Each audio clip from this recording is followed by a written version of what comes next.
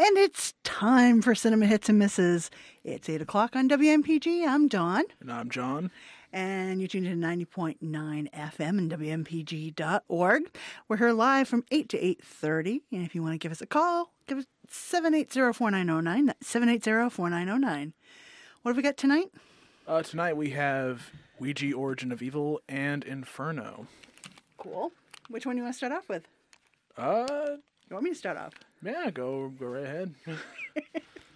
I know, we've got two here that are kind of interesting. So, Ouija, Origin of Evil. You know their film's going to go retro just from the opening credits. A grungy Universal Studios logo, the scratchy graphics and music undertones. It was famous for opening up movies like Airport, I Saw What You Did, The Sentinel, Jaws, and Tss, way before times of some of our listeners. But Ouija, Origin of Evil places us in 1967, a prequel to the 2014 Ouija movie. Here we meet a young widowed mother, Alice Zander, who makes her meager living connecting families of deceased relatives with their loved ones. We see her offer guidance to a grieving husband, who is trying to determine whether or not he should lend money to his daughter. With candles and wrapping furniture, the answer is no. The daughter thinks this is a scam, but Alice doesn't take the money. Rather, she sends them on their way. Come to find out, Alice and her daughters, who are hidden in the cubbyholes around the room, use some extra theatrics to make the reading seem more realistic. And her daughters, Lena and Doris, call her out for making this judgment call. Lena sneaks out one night to go to her friend's house and is introduced to a new board, Ouija. She and her friends find some reactions until the friend's mom comes home. But Lena thinks it'd be a great addition for her mom's work. So she mentions it. Alice buys one, but she's skeptical. Going against the rules of the game, she introduces herself to the board and starts asking questions. No answers to be heard in the room, but upstairs little Doris is responding. And soon Doris is using the board by herself, impressing her mom with the skills. It seems that Alice's mom, who was a gifted seer, maybe had passed the gift along because it could skip a generation, possibly going to Doris. John, what do you think of Ouija, Origin of Evil? Yeah, I'd heard good things about it, and obviously this is a weird kind of film. It's a sequel that's a prequel, or I don't really know. All I know is that there was a film that came out, was it about 2 years ago? Yeah. It's called Ouija. Didn't hear many good things about it. But this surprised me. I mean, and granted, I did see it was like 90%, or it's probably dropped now, I think. Yeah. But it's still certified fresh, last I checked. And I thought, yeah, for the most part, I like this. It's a bit slow in the beginning. I feel like I say that a lot these days. But this, I mean, for sure, it was more like just setting up, at least it was setting up the world and the characters and the plot. It wasn't like, I don't know, it did drag, but at least it was good, like in the character building, like understanding where we are, and Yeah, I mean, I think I agree with what you're saying, John. It's one that kind of has a slow build to it, but you learn a little bit more about the mystic world in that of the time. Of course, it was kind of a thing of the time, but it kind of flew in the face of the Catholic school that the girls went to, and the priest kind of determining, he has a family possibly in crisis with the father's gone, and the little girl is misbehaving a little bit. Just a little bit. Yeah, I overall, I mean, I thoroughly enjoyed it. I thought it was, a well-made horror film, even though I didn't find it, that scary. There's some creepy elements to it. Like the actress who played Doris, my God, like she did get me a few times, just like in the way of it was like a mix of like child innocence and creepiness at the same time, and it was really cool. Yeah, like she never really like went over the line to like one side. It felt right for what her character was at. Yeah, kind of feel bad because the girl Lulu Wilson, who plays Doris Zander, I mean, she's done Deliver Us from Evil and Slumber Party Massacre, so I'm hoping she doesn't get typecast as a creepy little girl, kind of like the girl from the original Poltergeist got. Yeah. I could definitely see that. Yeah, I mean, she has this kind of China doll persona. I mean, she's got the blonde hair, blue eyes, and the perfect little flipped hair, and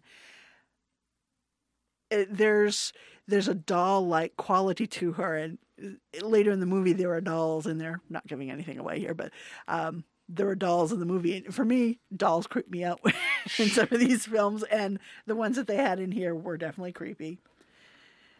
You know, and to see this progression with this girl and the board, and what you can see just out of the peripheral vision of this. Yeah, and I'm glad there weren't too many jump scares, though. There were a couple in my theater who were a bit spooked by a moving blanket, but it was, I don't know, to me it was a little bit predictable. I'm like, let's see, by the third time the blanket pulls, it's going to come fully off, right? It's like, oh, Yeah. kind of thing.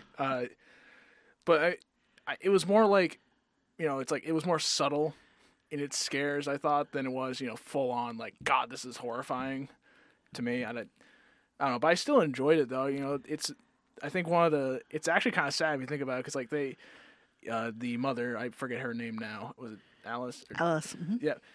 So what was sad about it is like she legitimately thought like, you know, she was helping people, you know. It's like, this is like, we're actually doing good with this Ouija board, and the priest, who is like also the principal of the school, is like, no, it's not. You gotta get this delusion out of your head. You know, and certainly this is a board game that certainly helped the Hasbro company over the years with it. But you know, it comes with it's sold as a game with some very strict instructions. You don't play it alone. You're always welcome, and you always say goodbye. Don't play in a graveyard either. Don't play in a graveyard. And to see what happens when you don't follow the rules, I thought that was a good tie-in, because you kind of got a little bit of that when oldest daughter Lena went to her friend's house, and that scare of the mother coming into the room and the kids didn't say goodbye. So I'm like, oh, maybe we're going here. So it was a story that didn't automatically lend to what you think a formula would be. I mean, they could have easily said, oh, okay, so, you know, this happened here, which turned into this. So that introduction into the board game and tying it into Alice's work, played by Elizabeth Reeser, and Annalise Basso played Lena. Very good mother-daughter's pairing here. Oh, yeah, for sure. You know, and Henry Thomas, who played Father Tom. Yeah. I liked him. I really liked everybody. I thought, you know, they felt like real characters. Also, like, I just thought it was a really well written script. Like you said, like how they introduced the rules, and how they, you know, they did spend time in the slow beginning for for building their characters, and then you know, there's a lot of grief in this movie, because obviously they're dealing with the loss of a parent, which is, you know, carried throughout the entire thing. And, you know, the Ouija board's almost used like they believe this is a way they can, or at least Doris believes it's a way she can reach back to her father, whereas, you know, Lena's just like, no, this is nuts, this is crazy.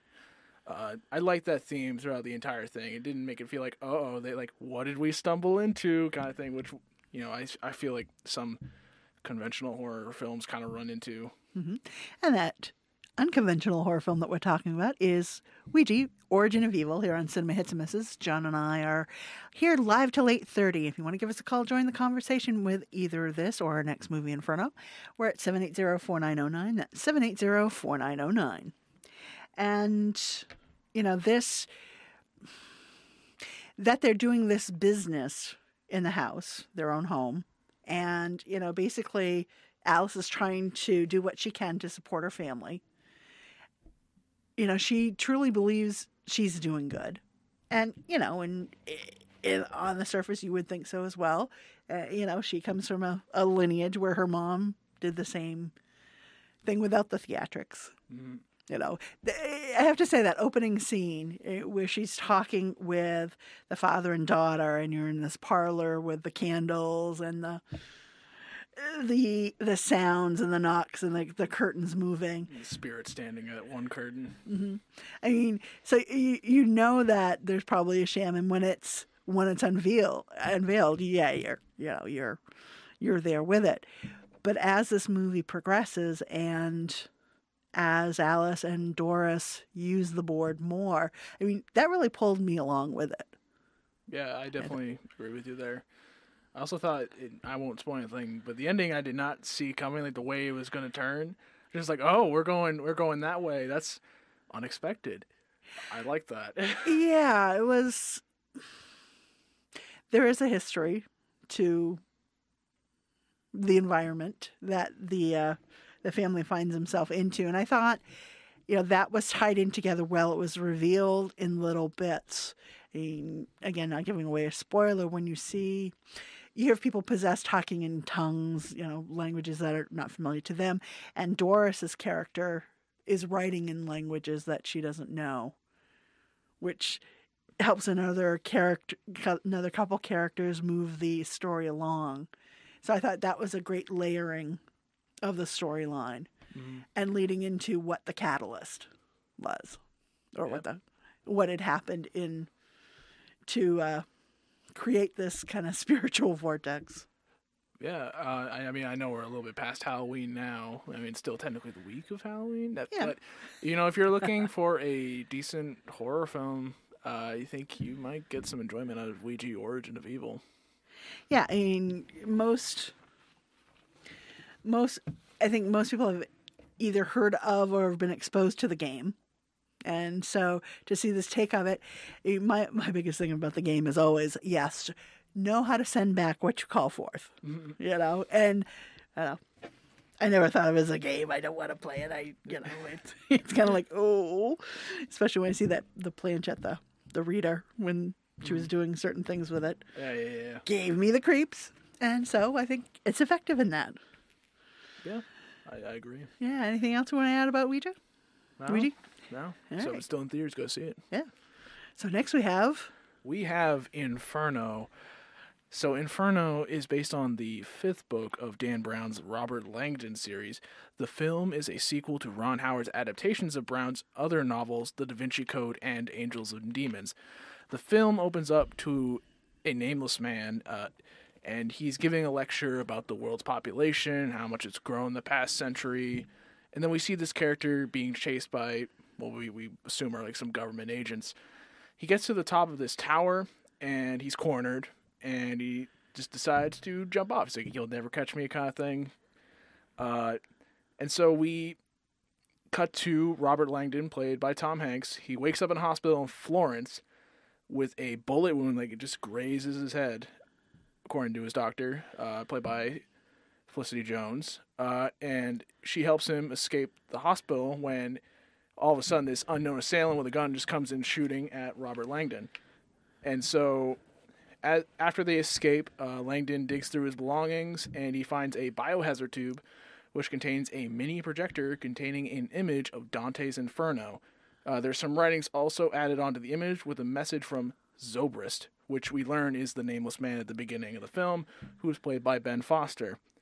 As Langdon begins to recover his memories, he and Brooks, that the character played by Felicity Jones, they learn of a viral plague known as Inferno, which will be released soon, and when it does, it will kill billions of people. It's up to Langdon and Brooks to find the virus before it releases. So, Inferno is directed by Ron Howard, stars Tom Hanks, Felicity Jones, Irfan Khan, Omar Sy, Ben Foster, and, I'm sorry if I'm going to butcher this name, Sidzi Babbitt Knudsen? That's pretty close. Yeah. Complicated name. I apologize. So it has a 20% on Rotten Tomatoes, and 43% of audiences liked it. Yeah, this one was. I have been a Robert Langdon fan. Yeah, I liked Da Vinci Code. I was okay with Angels and Demons, and this started out with some promise, I think, for me. When I looked at the opening, you have, like I said, the Zobrist character. We come to find out he's giving a lecture and talking about the population, how it's doubling and doubling and doubling and getting to a point where the Earth won't be able to sustain it. And then we know if you've seen any of the previous movies, we know this is Robert Langdon. We know what he's about. But as someone who's not seeing it, I think they did well in the setup. Here's this guy he figures out he's in Florence. I mean, he doesn't remember who he is, but he knows the city. And he doesn't know why he's there. So that opening sequence of him being, who is he, what is he doing there, and why is someone trying to kill him? I think they did that well as a setup. And also the Felicity Jones character, Dr. Sienna Brooks, the decisions that she is shown to make, just, she's seeing this guy is being chased. How does she help him out? Or, does she trust him? Does she turn him into the consulate? I think that was a good setup. But then it starts to falter. It derails quite quickly. I don't know. So I watched the Da Vinci Code that morning just to get an idea of Robert Langdon and who he is. And overall, I liked Da Vinci Code. I thought it was a bit slow. There's some storylines in there that just don't really come to fruition, or with the main plot. But that's obviously, we're not here to talk about Da Vinci Code. But it, like I said, helped me understand who Robert Langdon is. Mm-hmm. And so I guess when you introduce, it felt like you introduce the amnesia mechanic, which is something I feel like we see way too often nowadays. So it's just kind of oh no, we have to play catch up now, and it just, I don't know. It didn't really work for me too much, and I preferred it when Langdon is the kind of guy who would get things done. Here he's just kind of fumbling around. It's I think this is where we're going, and it doesn't keep you engaged at all. Yeah, I mean,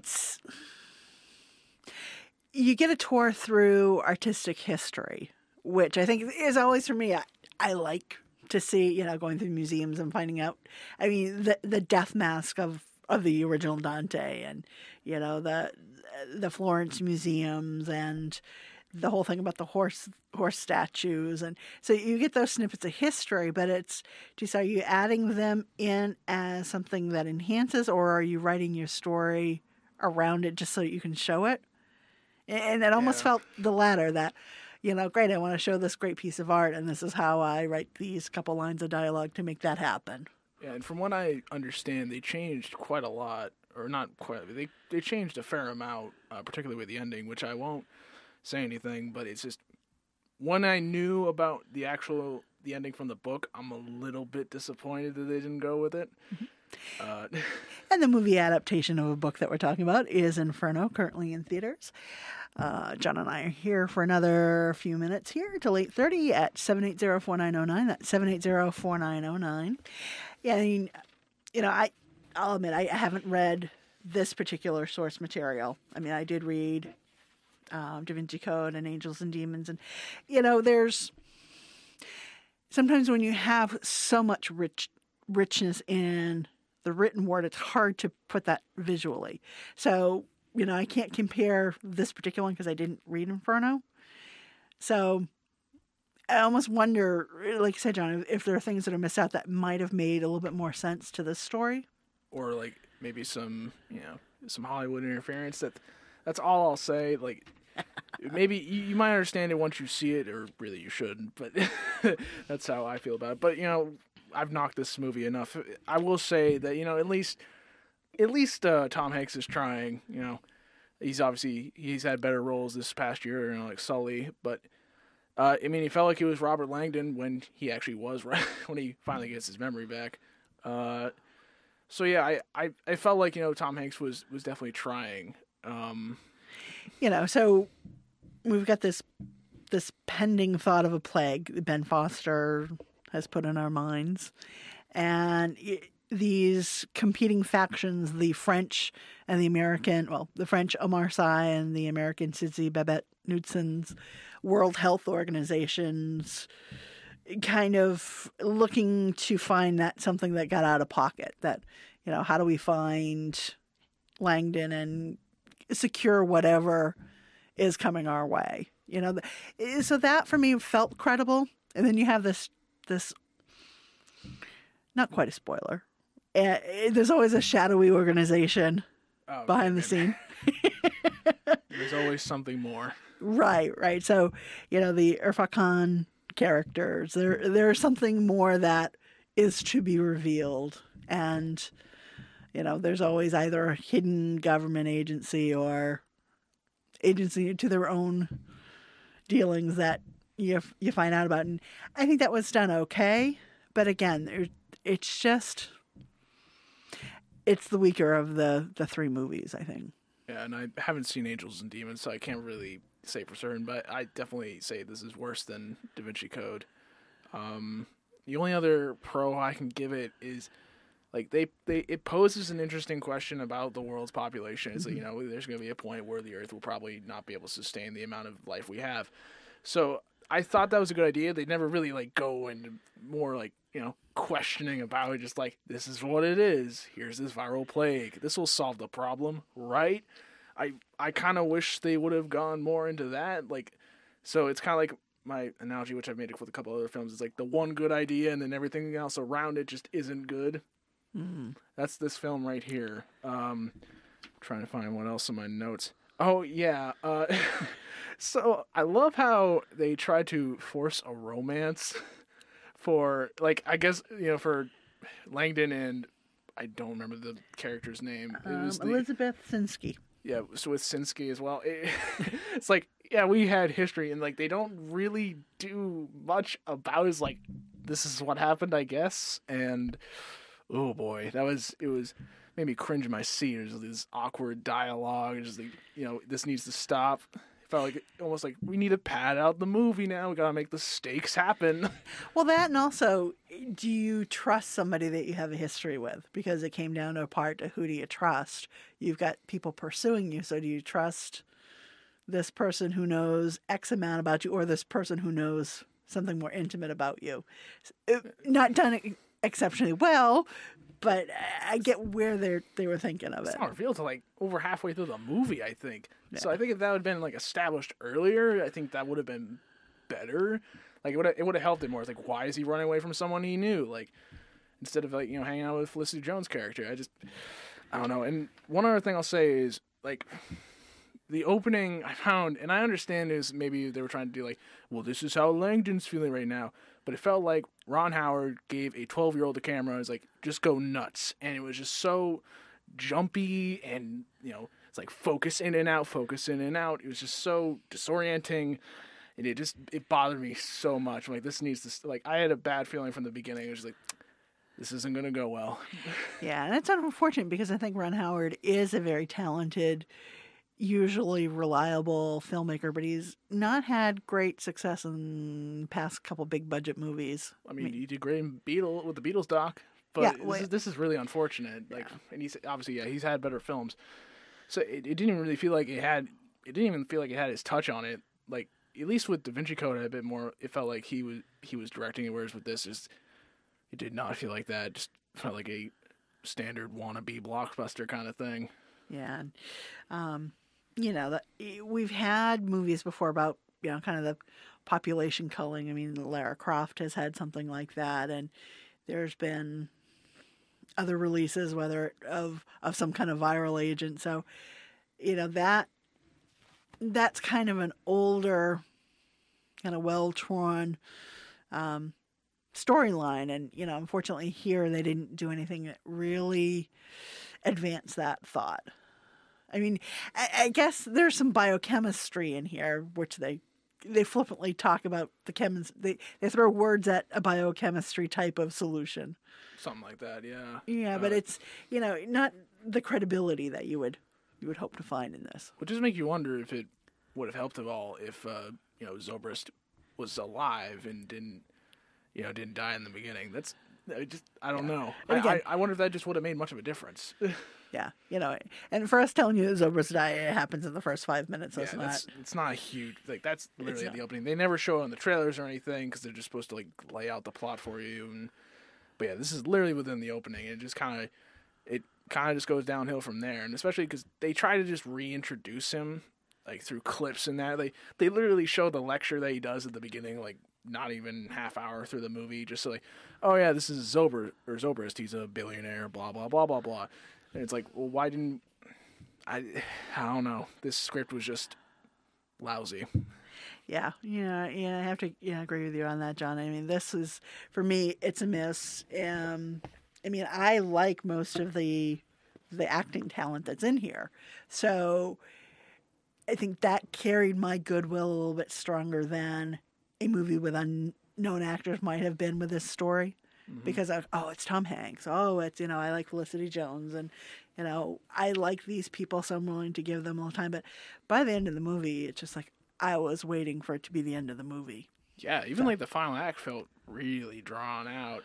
And this movie is only like 2 hours, I believe. Yeah. So it's just super slow. It's not that engaging. It could have been a lot better, I think. Maybe with some different rewrites. Maybe if they'd done it the way the book intended to be. It's really hard to say. You can't really put a bunch of what ifs. Just unfortunately, this film is just not good. Period. Yeah. So, and here on Cinema Misses, one of the things we try to do is obviously make our entertainment dollars go a little bit farther than they, the best that they can. So for this one, I mean, definitely for me, a miss. Save your money. Wait for this. If you're dying to see this, wait for a home view. Well, in fact, Aaron and I, Your scale? our review, our scale is avoid it. We honestly we do not think it's worth your time. There you go. And, if you're your horror genre, then I think Ouija, we can say, pretty much hit it. And, we're getting towards a season where there are going to be a lot of movies out here. So I'm so excited. I know. Well, next week we have Doctor Strange. Mm-hmm. We have Hacksaw Ridge. And, in the weeks coming, there are just a lot of big movies that are coming out. And smaller movies, too, that we've been excited to see. Yeah, they've been getting a lot of festival buzz, so I'm really excited to see those. Yeah, so, for if you're budgeting on time, save your money and go another week, I think. So in the meantime, we're rounding down to 8:30. What do you say, John? We're going to hand it over to Justine? Yeah. It's all yours, Justine.